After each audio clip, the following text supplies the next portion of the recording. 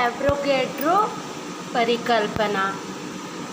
तो जो डाल्टन का सिद्धांत और गैलुसा का नियम से बर्जीलियस नामक वैज्ञानिक ने बताना चाहा कि किसी गैस के परमाणुओं की संख्या तथा उसके आयतन में एक संबंध होना चाहिए।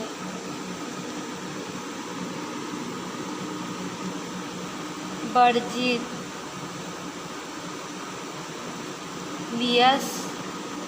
ने डाल्टन सिद्धांत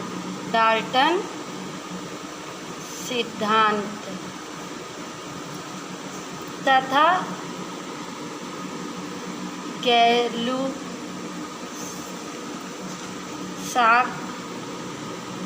के सिद्धांत से बताना चाहा कि किसी गैस के परमाणुओं में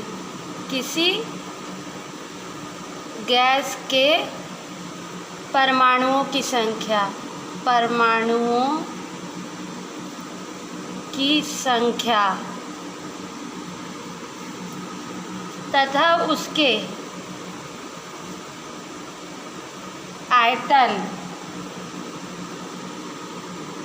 आयतन में एक संबंध होना चाहिए। ठीक है, क्या बताना चाहा कि गैस के परमाणुओं और उसके आयतन में एक संबंध होना चाहिए। उसने सुझाव दिया कि उसने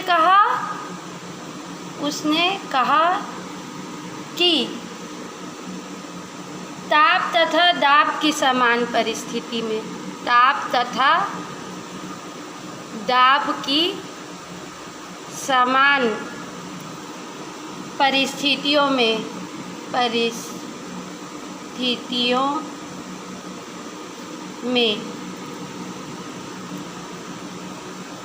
सभी गैसों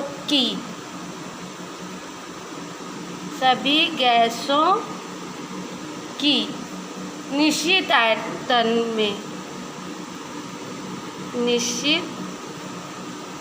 आयतन में परमाणुओं की संख्या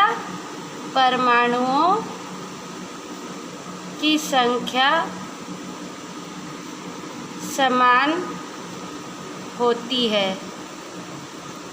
ठीक है, तो किस कंडीशन में होती है? जब ताप और दाब समान हो। तो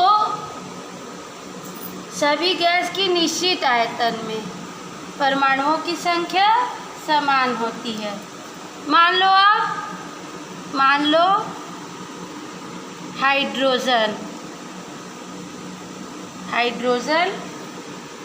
गैस तथा क्लोरीन क्रिया करके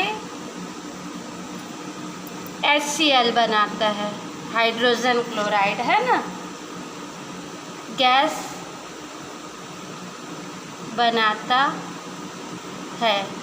ठीक है, तो इसमें कितना लगेगा? हाइड्रोजन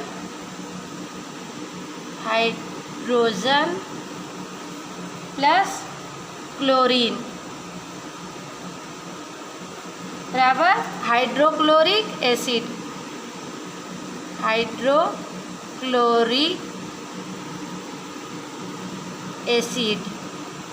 ठीक है, गैसी फॉर्म में है ना। तब गैलुसा के अनुसार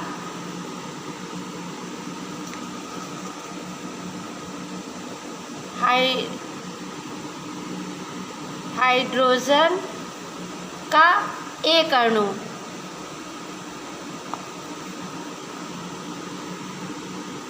क्लोरीन के एक अणु से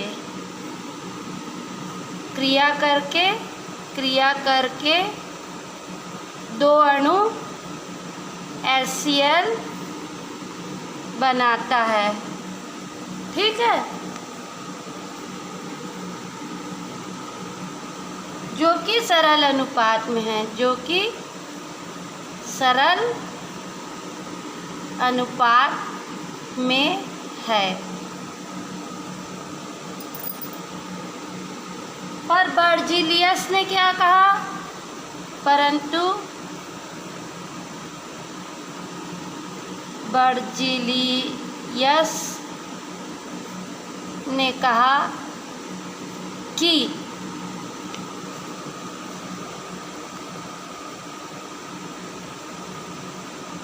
यदि हाइड्रोजन गैस में n परमाणु हों, और क्लोरीन के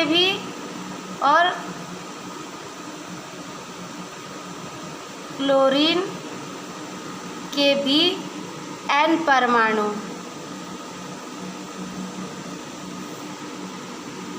संयोग कर 2n संयुक्त परमाणु HCl के बनाएंगे। ठीक है,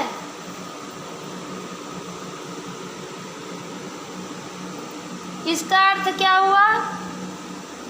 इसका अर्थ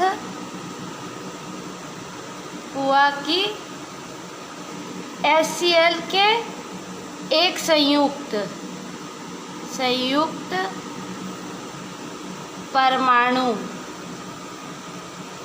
बनाने के लिए हाफ हाइड्रोजन परमाणु और हाफ क्लोरीन परमाणु की आवश्यकता होगी। ठीक है, बर्जीलियस का ये कहना था, है ना। किंतु यह डाल्टन के परमाणुवाद का उल्लंघन था। यह डाल्टन के परमाणुवाद का उल्लंघन था, जिसमें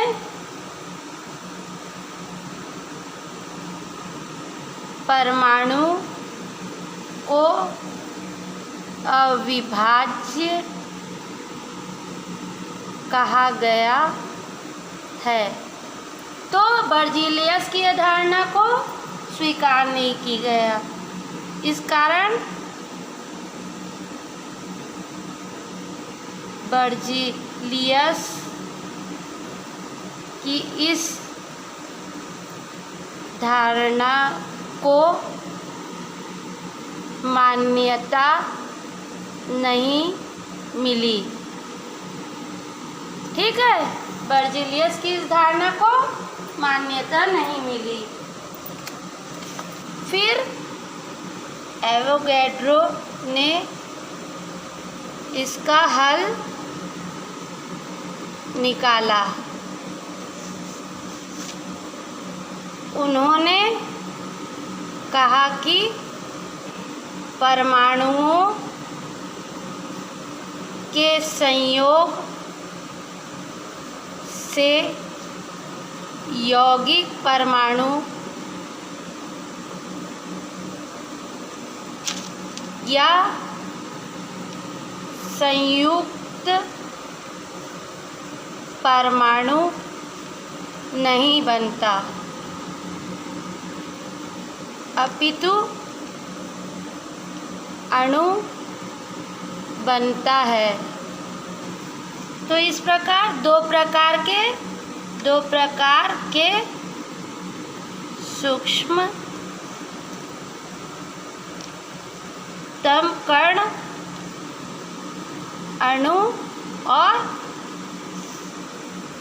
परमाणु हो गए। ठीक है, परमाणु किसी तत्व का होगा और अणु यौगिक का। ठीक, परमाणु किसी तत्व का सबसे छोटा कण है जो रासायनिक अभिक्रिया में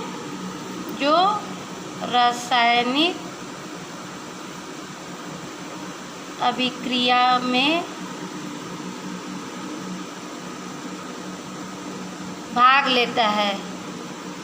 लेता है और इसका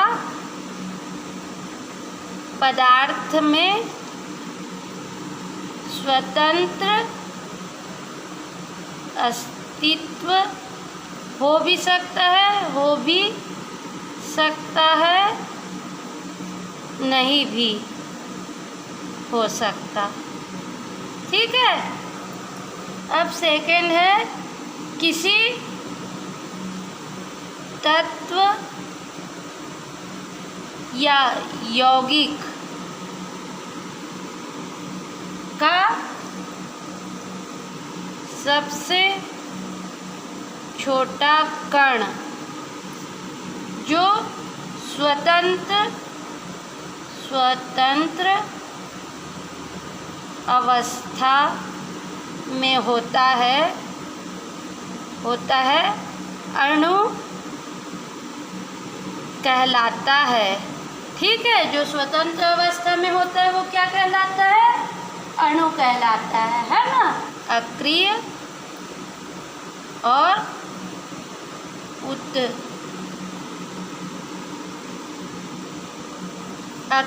उत्कृष्ट गैस को छोड़कर सभी गैस अणुओं के रूप में होते हैं। सभी गैस अणुओं के रूप में होते हैं। ठीक है, अतः गैसों के आयतन का संबंध परमाणुओं से न होकर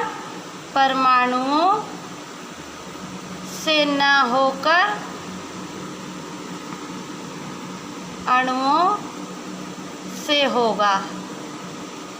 और एवोगैड्रो की परिकल्पना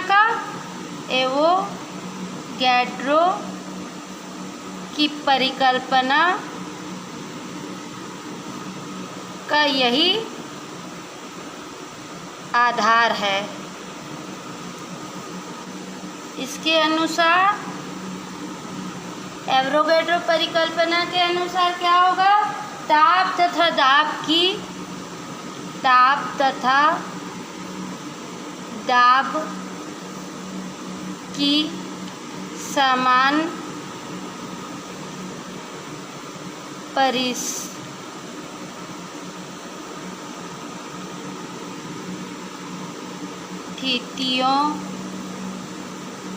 में, ताप और दाब की समान परिस्थिति में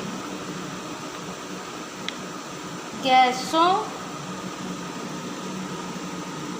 के समान आयतन में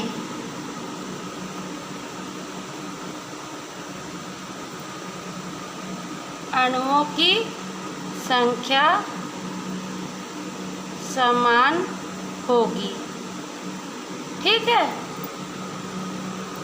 मतलब कि ऐसे स्थिति में जो HCl है उसका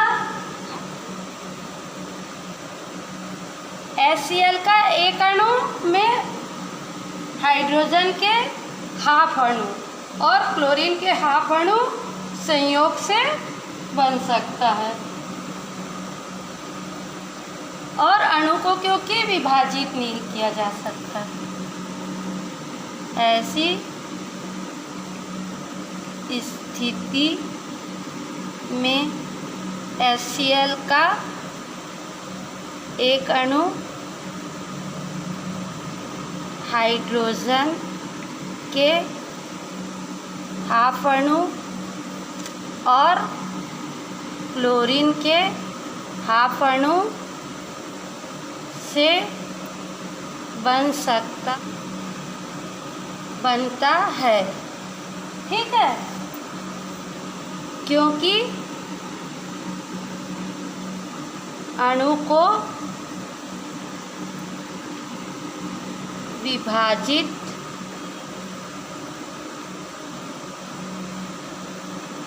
किया जा सकता है।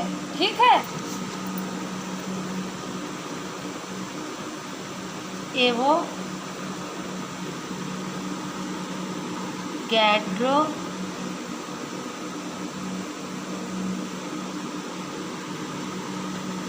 परिकल्पना के अनुप्रयोग। फर्स्ट, गैसों की परमाणुता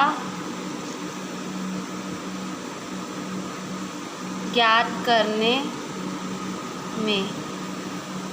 पहला अनुप्रयोग गैसों की परमाणुता ज्ञात करने में, है ना। तो किसी गैस के परमाणुता से तात्पर्य क्या होगा कि एक अणु में परमाणुओं की संख्या से है।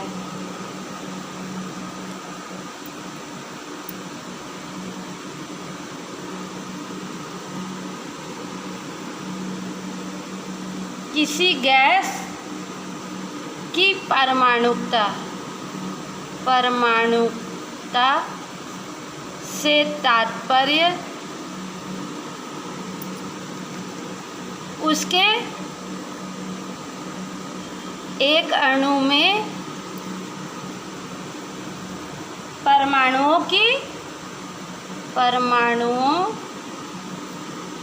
की संख्या से है।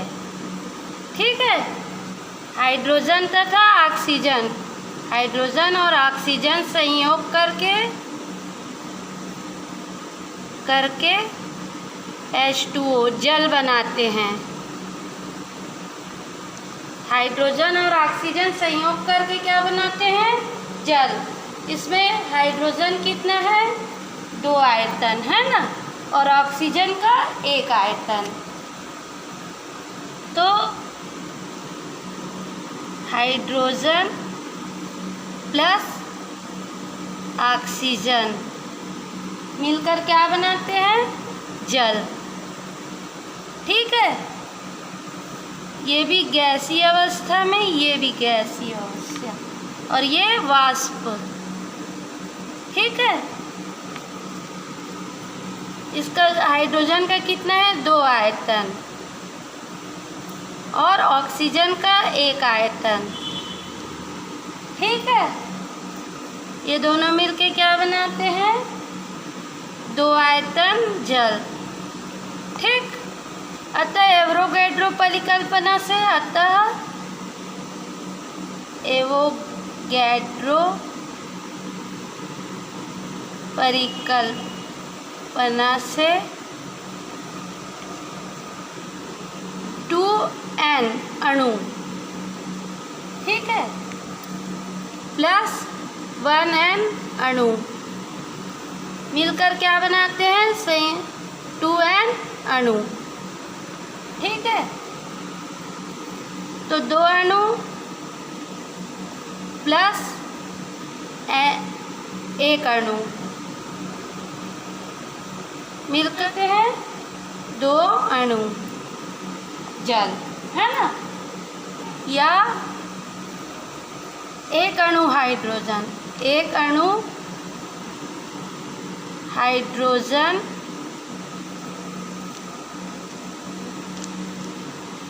और हाफ अणु ऑक्सीजन, ऑक्सीजन है ना, मिलकर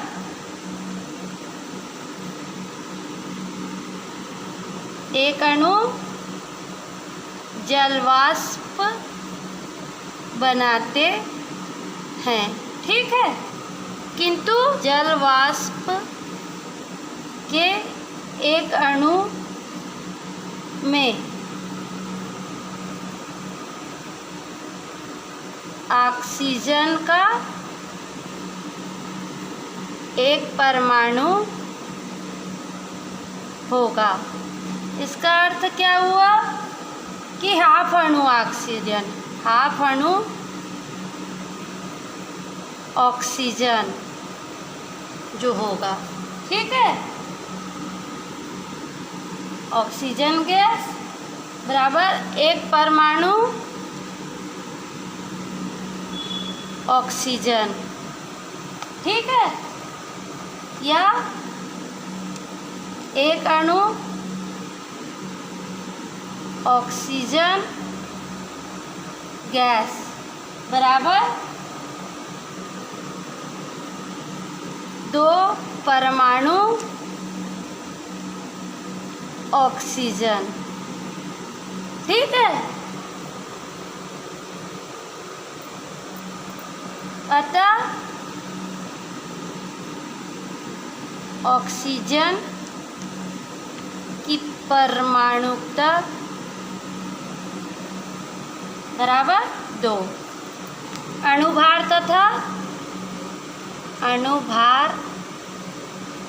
तथा वाष्प घनत्व में संबंध। ठीक है, किसी गैस का वाष्प घनत्व हमें बताता है कि उस गैस का एक अणु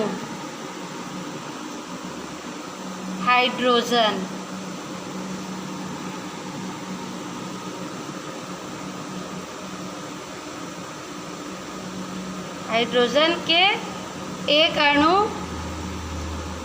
से कितना गुना भारी है। ठीक है, तो अर्थात वाष्प घनत्व बराबर गैस घनत्व बटा हाइड्रोजन घनत्व।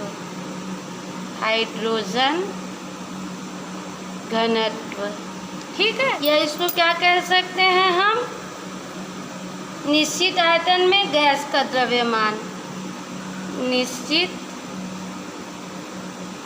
आयतन में गैस का द्रव्यमान बटा उसी आयतन में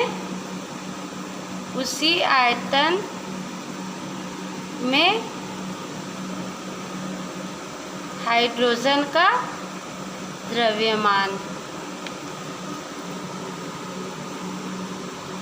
अब एवोगैड्रो परिकल्पना लगा दिए। एवोगैड्रो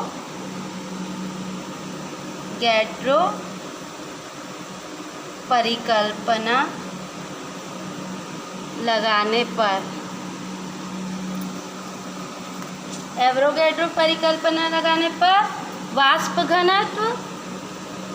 घनत्व बराबर n अणु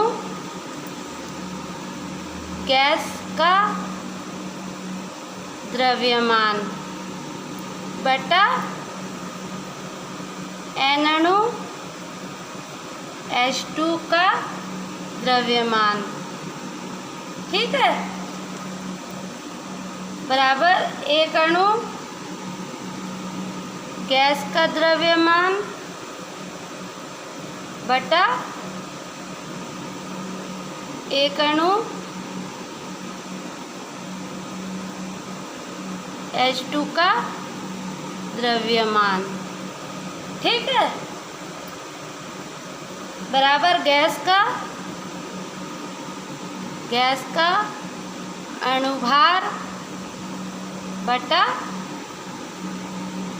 हाइड्रोजन का आणविक भार। हाइड्रोजन का आणविक भार। ठीक,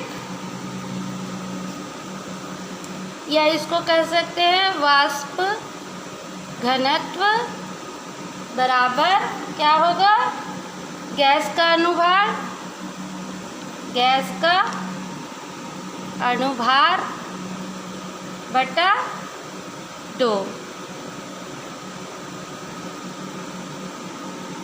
ठीक, या अणुभार बराबर 2 गुणित वाष्प घनत्व। गैस का मोलर आयतन। ठीक, किसी गैस का मोलर आयतन सामान्य ताप क्या होता है, 273 केल्विन, 273 केल्विन। ठीक है, तथा सामान्य दाब मतलब 1 एटमॉस्फेयर ATM। ठीक, वायुमंडलीय दाब है ना, पर उस गैस के 1 मोल का आयतन होता है।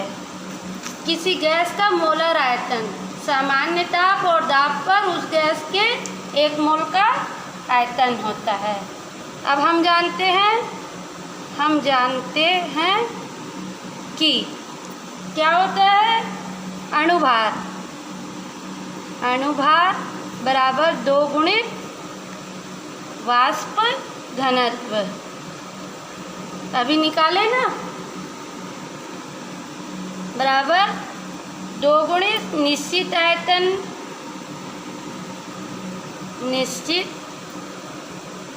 आयतन NTP पर गैस का द्रव्यमान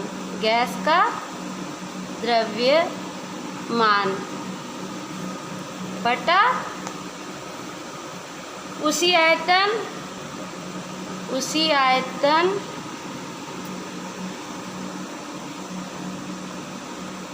NTP पर H2 का द्रव्यमान। ठीक, बराबर 2 गुणित 1 लीटर गैस का NTP पर द्रव्यमान बटा 1 लीटर H2 का NTP पर द्रव्यमान। ठीक, 2 × 1 लीटर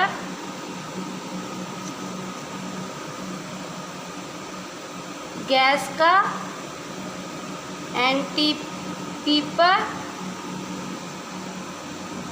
द्रव्यमान बटा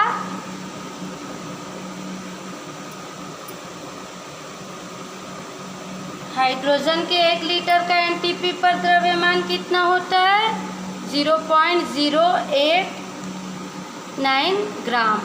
ठीक है, या अणुभार बराबर 22.4 लीटर गैस का एनटीपी पर ग्राम द्रव्यमान। चूंकि क्या होता है, चूंकि 1 ग्राम अणुभार बराबर 1 मोल। ठीक, इसलिए 1 मोल का एनटीपी पर आयतन बराबर क्या हो जाएगा, 22.4 लीटर। ठीक है, या गैस का एनटीपी पर मोलर आयतन बराबर 22.4 लीटर। ठीक है, तो ये है अनुप्रयोग एवोगैड्रो परिकल्पना के।